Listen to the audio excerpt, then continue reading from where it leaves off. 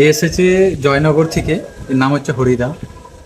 মানে এতটা চেষ্টা করে নিজের জন্য, জীবনের লড়াইয়ের জন্য, কিন্তু কখনো ভেঙে পড়েনি। হ্যাঁ, কখনো কখনো পরিস্থিতি মানুষকে ভেঙে দেয়, তারপরেও সে উঠে দাঁড়িয়েছে বা তার এখনও ইচ্ছা সে নিজে সব কিছু করবে।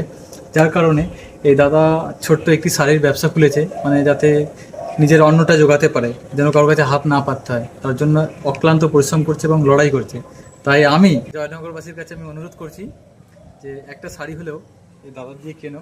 হ্যাঁ, কারণ আপনি আপনি তো মল থেকে কিনতে পারবেন, আপনি দোকান থেকে কিনতে পারবেন, কিন্তু এই মানুষটা বাড়িতে বাড়িতে গিয়ে শাড়ি বিক্রি করে। তাই আপনার কেনা একটা শাড়ি এর সংসার চলবে, আপনার কেনা একটা শাড়ি এর জীবনে একটা হাসি আর একটা সুন্দর মুহূর্ত এনে দেবে। তাই জয়নগরবাসীর কাছে আমার জোরহাত করে অনুরোধ, আপনারা এই ভাইয়ের পাশে থাকুন আর দাদার থেকে শাড়ি কিনেন। যদি তোমাদের প্রয়োজন লাগে তাহলে নিও, এটুকুই বলবো। না না, সবাই নেবে, সবাই নেবে।